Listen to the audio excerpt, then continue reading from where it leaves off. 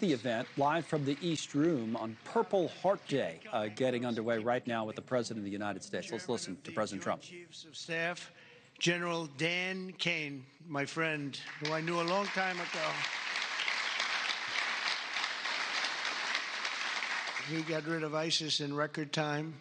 They said it was going to take 4 to 5 years. He did it in 4 weeks. That's when I said, if I get into this again, I'm going to make him the chairman of the Joint Chiefs, and that's what happened. Great job, and he did an incredible job in Iran. I want to thank you very much. Great job, General.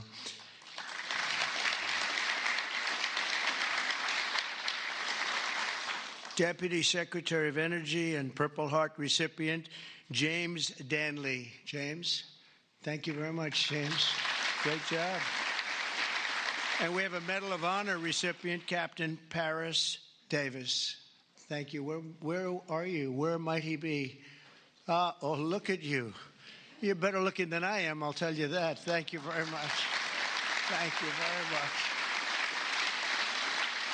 We're also joined by the Marine Corps veteran who co-managed my 2024 campaign, a fantastic talent in many ways after he was wounded in battle for our country in Operation Desert Storm, Chris LaCivetta. So where is Chris? Where is Chris? Chris, stand up, Chris. With your beautiful daughter, Victoria. Thank you very much for being with your father. It's very nice. Every Purple Heart tells a story of courage, sacrifice, and purpose. It speaks of a price paid for the soldier beside you, the country behind you, and the generations of Americans yet to come. And we have some great generations to follow. It's going to happen.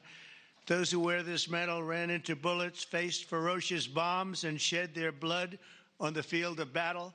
We will never forget what they did. We will always use them as an example of bravery and courage and strength. And we will also always think, when we look at them, of our great American flag. We want our great American flag to be strong, and it's stronger than ever. Since day one, my administration has used every power we have to fight for those who have fought for America. In 6 months, we have reduced the backlog of veterans' waitings, and that waiting list was very long, Doug, wasn't it, huh? For the benefits, and it's 37%. So it's just, is that all you did, Doug? 37? I don't know, huh? That's incredible, actually. You're getting tremendous marks, and we appreciate it very much. We've processed more than 2 million disability benefit claims this fiscal year, on track for the most ever. In fact, not even close. We're slashing wait times at the VA medical centers, and we're bringing back VA choice and VA accountability. As you know, we had it, and then the previous administration, let's go with the Biden administration, they decided to get rid of it. And, you know, choice is where if you wait in line for an extended period or you're not going to see a doctor for a while, you have the right to go out and get a doctor, and we'll pay for it, and you get yourself all fixed up real fast. You don't have to wait 6 weeks, 8 weeks, months like they were doing.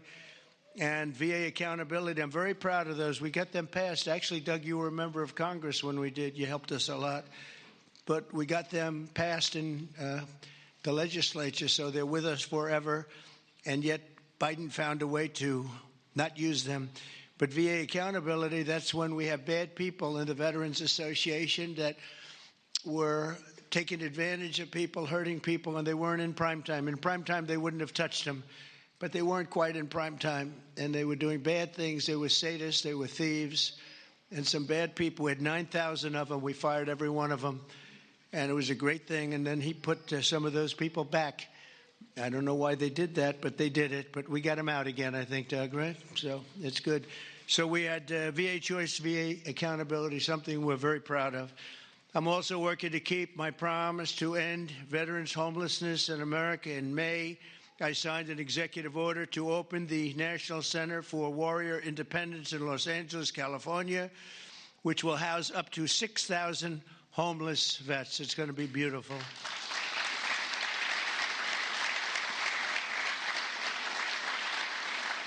And just last week, I signed the VA Home Loan Program Reform Act, a big deal to help ensure no veteran is kicked out of their home for a late payment. If you're a little bit late, don't worry about it. And frankly, if you're a lot late, you don't have to worry about it either. You just get it in when you can. Get it in when you can. And America's veterans have done their duty for us, and under the Trump administration, we are doing our duty for you, okay? That's the way it's supposed to be. One of our brave soldiers with us today is Army Veteran Specialist Kevin Jensen. In 2008, Specialist Jensen was a gunner in a Humvee racing to support a platoon ambushed by the Taliban in Afghanistan. His vehicle was hit by a roadside bomb, flew 10 feet. He flew 10 feet up into the air and exploded in flames. The whole place was on flames, including, unfortunately, Kevin. But he suffered deep third-degree burns, and all over his body he was in trouble, big trouble. Despite the agony, he selflessly ran to the aid of his platoon leader, who was engulfed, or just absolutely, everyone thought he was gone. He was engulfed in fire. "Sir, I've got you. I've got you, sir," Kevin shouted and pulled his friend to safety. Specialist Jensen earned the Purple Heart, and he's here today with the platoon leader whose life he saved and our newly sworn-in VA Undersecretary for Medical Affairs, Captain Sam Brown. Kevin and Sam, please stand, and I know Sam very well. Sam is great.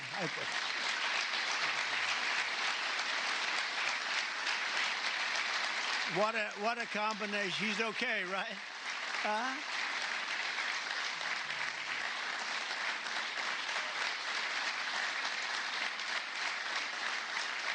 Great, Sam. Look good.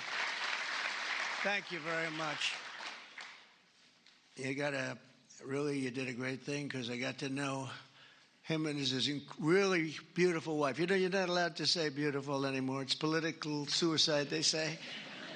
But I'll say it anyway. And the most beautiful family you've ever seen. And I just want to thank you for having done, and you for your great bravery. It's really great. Thank you both for being here. Appreciate it. Thank you. Also with us is 24-year Army veteran Brian Wulette.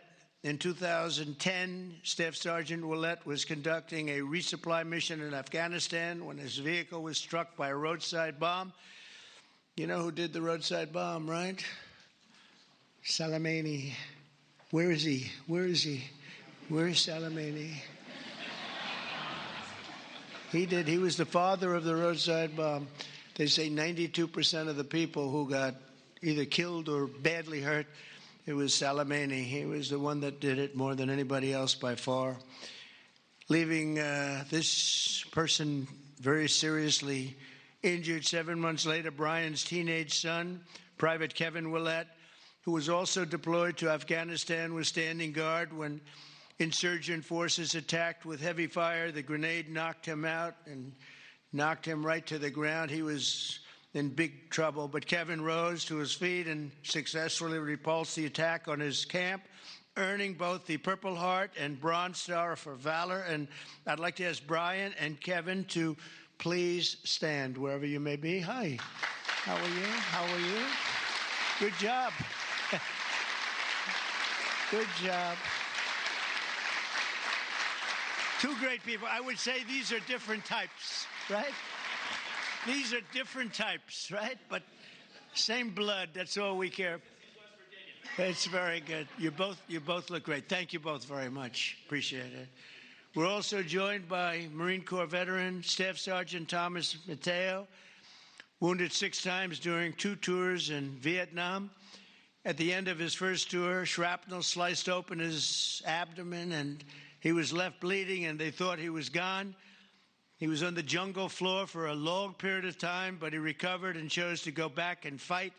Thomas later continued to protect our citizens as police chief of Hialeah Gardens and Inverness. That's 2 good places. We love those places. We love Florida. Every time I ran there, I won, so I got to love it, right? Set records. We have the all-time record, Thomas, and he was one of the very rare 6-time recipients of the Purple Heart. Boy, you got hit. Where's Thomas? 6 times. You got to be kidding. That's pretty tough stuff. And look at you. You look fantastic. So did it have any negative impact on you, would you say, now that you're recovered, fully recovered, would you say? Do you get any extra aches and pains or anything? 2 prosthetic knees, sir. That's it. That's called an ache and a pain. That's right. I know. I have the whole list. It's amazing, and you look great. Thank you very much. That's some list. Thank you. It's amazing. Amazing. Last year, after an assassin tried to take my life in Butler, Pennsylvania, Thomas generously mailed me one of his Purple Hearts. Many of the other veterans showed me the same unbelievable gesture of kindness, including three-time Purple Heart recipient John Ford and Gerald Enter Jr., who also came along with us and did us a great, great favor. Gerald, John, and Thomas, I want to thank you very much. What a great honor to get those Purple Hearts. I guess in a certain way it wasn't that easy for me either when you think of it, but you went through a lot more than I did, and I appreciate it all very much. Thank you. Thank you. Where are you? Stand up, please. Please. Thank you very much. Thank you very much. Thank you. Thank you. Great. That was someday. That was someday we had together, though, huh? That was someday we had together. Thank you both very much. Thank you all. From the very beginning, our nation's fate has depended on heroes like those in the room who placed their bodies between the enemy fire and really that fire and the American freedom that we all love so much. Because of their sacrifice today, our flag is still waving proudly, and our freedom is still safe and secure, and our future is looking brighter and greater than ever. Our country is doing really well. We're very proud of our country. We had that mission. I watched those B-2 bombers with those pilots. We had them in the Oval Office celebrating their incredible bravery and talent, pure talent. Every single bomb hit its mark perfectly. And then we had Tomahawks coming in, 30 of them coming in from submarines that were 300 miles away. They all hit their mark, too. Look at this smile on you. You think that's your boy. Hey, look at this smile. But pretty good, right? Pretty good. We had them and we celebrated all together. We actually had 52 tankers. Can you imagine? We had a lot of the people over to the White House, to the gardens, and it was an incredible day. It was a day of celebration. They've been looking to do that for 22 years. One of the pilots came up and said to me, you know, we've been waiting for 22 years, my predecessors, because he was a young guy, but he said, we've been practicing this 3 times a year for 22 years. Who knew that, Pete? And I said, you mean you knew exactly what to do? He said, every single year, 3 times a year, we'd practice for that specific event. And you were the one that had the guts to do it, send us on our way. And I said, were you happy or unhappy about the fact that I said, he said, we couldn't get into the planes fast enough, right? And he said, well, you guys are different, but they're really talented people and special. We've had some incredible success. But I want to give a very special thanks to all of the Purple Heart recipients that are with us today, and all over the country and all over the world, frankly. And I'll now sign the proclamation officially declaring this as National Purple Heart Day. Very special day. Thank you very much, everybody. Thank you. Thank you.